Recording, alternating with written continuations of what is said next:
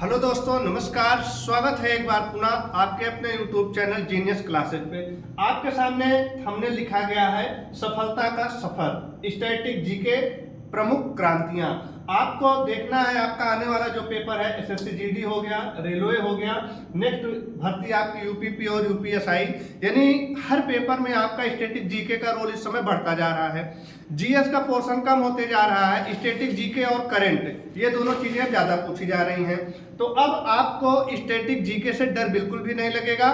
बिल्कुल बेसिक से एकदम ट्रिक के द्वारा आप पढ़ने वाले हैं। एक बार आप पढ़ेंगे आपको हमेशा के लिए याद रहेगा, कभी भूलेंगे नहीं। हमारी एक वीडियो हो चुकी है राष्ट्रीय उद्यान की, 10 मिनट की वीडियो है। एक बार उसको आप देखिएगा, आपको खुद पता चल जाएगा कि हाँ याद हो रहा है कि नहीं याद हो रहा है। इतनी जबरदस्त ट्रिक आपको बताई जाएगी कि आपको याद हो ही जाएगा। बस ये है ईमानदारी से वीडियो को आप 10 मिनट 5 मिनट जितने देर की वीडियो रहे उसको आप देखिए। तो आइए हम आज प्रारंभ करते हैं अपनी प्रमुख क्रांतियां, देखते हैं कौन कौन सी क्रांतियां हैं। यहाँ पे आपका लिखा गया है भारत की प्रमुख क्रांतियां। सबसे पहले हम आपको पढ़ के बताते हैं कि कौन कौन से टॉपिक लिखे गए हैं, फिर आपको बताते हैं वो ट्रिक कौन सी है जिसके द्वारा आप उसको याद रख सकते हैं। पहला लिखा गया आपका विश्व में हरित क्रांति के जनक कौन माने जाते हैं, तो एक नाम लिखा गया है आपका नॉर्मन बोरलॉग। सेकंड है आपका भारत में हरित क्रांति के जनक कौन माने जाते हैं, तो एक नाम लिखा गया आपका एमएस स्वामीनाथन। अब आपको इसको रिलेट करना है कि एक विश्व है यानी कि पूरा वर्ल्ड है, और एक आपका अपना देश पूरा क्या है, भारत है। तो दोनों के जनक माने गए हैं। तो विश्व में नॉर्मन बोरलॉग यानी कि विश्व में नॉर्मन यानी कि इनका नाम ही अंग्रेज का है और इतना आसान नहीं है इनका नाम लेना, इसलिए नॉर्मन बोरलॉग हो जाता है। अब हम चलते हैं अपने भारत में। तो भारत में हरित क्रांति के जनक एमएस स्वामीनाथन। आप देखते होंगे कहते हैं हमारे स्वामी जी आ गए, हमारे पति जी आ गए, यानी कि अपने यहाँ ये परंपरा है कि उनको हम स्वामी बोल रहे हैं, तो एमएस स्वामीनाथन हो जाएंगे, या जिसको मिस्टर स्वामीनाथन कह सकते हो तो एमएस स्वामीनाथन हो जाएंगे। तो दोनों याद हो जाएगा। विश्व में हरित क्रांति के जनक नॉर्मन बोरलॉग, इनका नाम लेना आसान है, नॉर्मल नहीं है विश्व में, और भारत में एमएस स्वामीनाथन हो जाएंगे। थर्ड पॉइंट आपको लिखा गया है हरित क्रांति का सर्वप्रथम प्रयोग किसने किया। कुछ चीजें होती है गॉड गिफ्टेड होती हैं, जैसे कहते हैं ना हमको भगवान ने इसको दे दिया, साक्षात गॉड गिफ्टेड मिल गया। जैसे सपोज करो किसी को पुत्र होता है, किसी को पुत्र कहते हैं भगवान ने हमको गॉड गिफ्टेड दे दिया, बहुत अच्छा। उसी तरीके से यहाँ लिखा गया है हरित क्रांति का सर्वप्रथम प्रयोग किसने किया, विलियम गॉड, यानी कि एक शब्द आपको क्या मिला, गॉड, यानी कि हरित क्रांति शब्द का सर्वप्रथम प्रयोग किसने किया था, विलियम गॉड ने किया था। उम्मीद है 3 पॉइंट आपको याद होंगे। जब आपसे पूछेगा विश्व में हरित क्रांति के जनक, तो हम बताएंगे नॉर्मन बोरलॉग। जब आपसे भारत में पूछेगा तो आप बताएंगे एमएस स्वामीनाथन। पूछेगा सर्वप्रथम प्रयोग किसने किया इस शब्द का, तो विलियम गॉड ने किया। नेक्स्ट चलते हैं अगले पे। अगला आपको सन याद रखना है, हरित क्रांति की शुरुआत कब हुई, आप लिख लीजिएगा, थोड़ा मिस्टेक है, 1966 और 67 यानी 66 और 67 ये सन है, इसको आपको याद ही करना पड़ेगा। इसमें कोई ट्रिक और कोई जुगाड़ आपका नहीं चल सकता है, तो आप इसको याद रखिए, 66 और 67 हो जाएगा। अगला लिखा गया है श्वेत क्रांति के जनक वर्गीज कुरियन। अभी आप आगे पढ़ेंगे श्वेत क्रांति किससे संबंधित है, जो सफेद यानी दूध से हो जाती है। यहाँ आपको एक नाम लिखेगा वर्गीज कुरियन हो जाएंगे, ये आपका सफेद क्रांति हो जाएगा। आगे लिखा है सर्वाधिक फायदा वाली फसल कौन सी है। 2 फसलें लिखी गई हैं, एक है आपका गेहूं और एक है आपका चावल। तो सर्वाधिक फायदा वाली फसल आपकी हो जाती है गेहूं, और सेकंड नंबर पे आपका हो जाता है चावल। इस तरह से यहाँ पे जितने भी पॉइंट लिखे गए हैं ये आपको बहुत आसानी से याद हो जाएंगे। याद कैसे रखना, वही ट्रिक आपको फॉलो करना है। विश्व में पूछेगा तो नॉर्मन बोरलॉग, यानी नाम लेना आसान नहीं है, अंग्रेज का नाम लग रहा है, नॉर्मन हो गए। भारत में पूछेगा तो एमएस स्वामीनाथन हो जाएंगे। सर्वप्रथम प्रयोग पूछेगा तो विलियम गॉड हो जाएंगे। शुरुआत पूछेगा तो 66 और 67 हो जाएगा, और वो श्वेत क्रांति के जनक पूछेगा तो वर्गीज कुरियन हो जाएंगे, और सर्वाधिक फायदा वाली फसल पूछेगा तो गेहूं, सेकंड नंबर पे आपका हो जाएगा चावल। चलते हैं नेक्स्ट पेज पे, आगे देखिएगा। अब लिखा गया है भारत की प्रमुख क्रांतियां, यानी कि कुछ क्रांति लिखा गया और उत्पादन लिखा गया, यानी कि ये क्रांति किससे संबंधित थी, ये आपको देखना है कि ये क्रांति किससे संबंधित थी। तो यहाँ लिखा गया नीली क्रांति, नीली का क्या लिखा गया उत्पादन, मत्स्य क्रांति। अब आप सोचिए एक बार कि नीली मछली यानी कि नीला हम कहते हैं समुद्र या पानी को, समझ रहे हो ना। मछली कहाँ रहती है? पानी में रहती है। और पानी को हम कैसे समझ सकते हैं? नीला है, समुद्र आकार, समझ रहे हैं। तो यहाँ से हो जाएगा नीली मछली हो जाएगी, मत्स्य क्रांति। अगला लिखा गया हरित क्रांति, किससे संबंधित है? खाद्यान्न उत्पादन से। अच्छा, कहते हैं हरी साग सब्जियां हिलाओ खाने के लिए, कहीं कोई बीमार हो जाता है, कुछ हो जाता है, डॉक्टर भी कहते हैं इनको हरी साग सब्जी ही खिलाओ। तो बस हरित का मतलब क्या हो गया? खाद्यान्न, यानी खाने से संबंधित है, वो हो जाएगा आपका खाद्यान्न संबंधित हो जाएगा।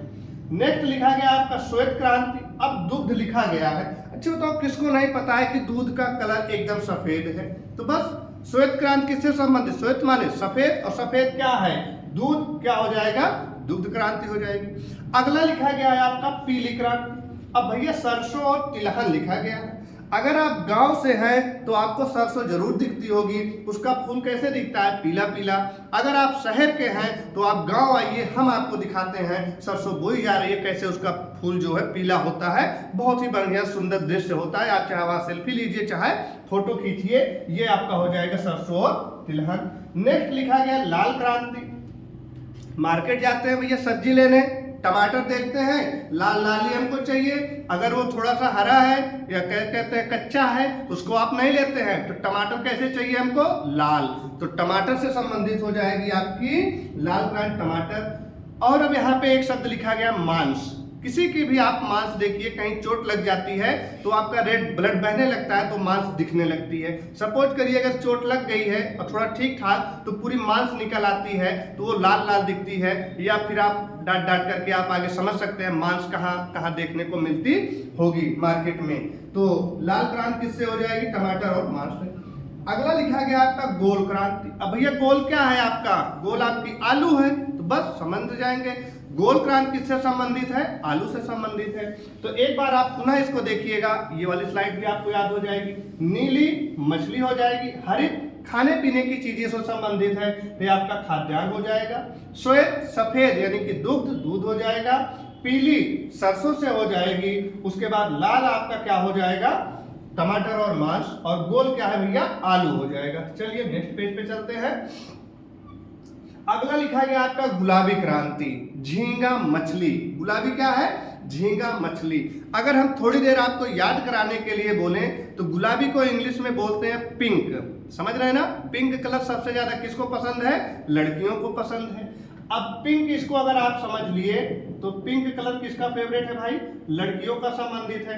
अब देखने में चाहे एकदम झींगा मछली की तरह ही दिखे, लेकिन पसंद क्या है उनको? पिंक ही पसंद है। तो आप इससे रिलेट कर सकते हैं। गुलाबी क्रांति किससे संबंधित है? झींगा मछली से संबंधित है। आई बात समझ में? नेक्स्ट लिखा गया कृष्ण और काली क्रांति, पेट्रोलियम से संबंधित है। आप याद करो कि आप हो कृष्ण और आपकी वो है काली। नाम उनका आपने क्या रखा है? व्यवहारिक रूप से आपने उनका नाम काली रखा है, यानी कि प्रेम से उनको आप काली कह रहे हैं। तो कृष्ण और काली एक साथ घूमने जा रहे हैं, और क्या भरा के? पेट्रोल भरा के। भाई गाड़ी से जाएंगे घूमने, पेट्रोल भराएंगे नहीं भराएंगे? जाहिर सी बात है, चाहे कार से जाए चाहे गाड़ी से जाए, पेट्रोल तो भराना ही पड़ेगा। तो कृष्ण और काली किससे संबंधित है? पेट्रोलियम से हो जाएंगे। अगला लिखा गया रजत क्रांति। रजत क्रांति किससे संबंधित है? अंडा। अब समझ लो कि आपके घर में एक है कोई रजत, उनसे आप क्या मंगाए हो? अंडा मंगाए हो। तो रजत से हम क्या मंगाए हैं? अंडा मंगाए हैं, तो अंडा से संबंधित हो जाएगा, और उसी को आप कहते हैं कुक्कुट पालन हो जाएगा। नेक्स्ट लिखा गया भैया सुनहरी क्रांति। ये सबसे बढ़िया है, फल और शहद। अब आप सोचो फल कैसा रखता है? एकदम सुनहरा, और शहद इतनी मीठी होती है सुनहरी, ये आप पा जाए तो क्या बात है। तो ये किससे हो जाएगा? आपका फल और शहद हो जाएगा। नेक्स्ट है आपका अमृत क्रांति, नदी जोड़ो परियोजना। पानी को देखिए आप, नदी में बहता रहता है, या गंगा जल आप जो कहते हैं, उसको लाके आप रख दीजिए, और आप चाहे आरओ का पानी रख दीजिए, चाहे आप नल का पानी या टोटी का पानी रख दीजिए, उसमें देखो व्हाइट व्हाइट लेयर बन जाएगी। लेकिन आप गंगा जल लाइए, नदी का पानी लाइए, जहां सब नहाने जाते हैं, उसको आप कितने दिन भी रख दीजिए, उसमें किसी भी प्रकार की लेयर नहीं बनती है, यानी कि वो हमें कैसा लगता है? अमृत जैसा लगता है। तो ये क्या हो जाएगा आपका? अमृत क्रांति किससे हो जाएगी? नदी जोड़ो परियोजना हो जाएगी। लास्ट में लिखा गया है आपका सेफ्रॉन। सेफ्रॉन किससे संबंधित हो जाएगा? केसर से संबंधित हो जाएगा भैया। एक आपको नहीं रिलेट कर रहा है, इसको आप याद कर लीजिएगा। सेफ्रॉन किससे संबंधित हो जाएगी? केसर से संबंधित हो जाएगी। तो इस तरह से आप 10 मिनट के अंदर भारत की प्रमुख क्रांतियों को बहुत अच्छे से एकदम बेसिक ट्रिक के द्वारा याद कर सकते हैं।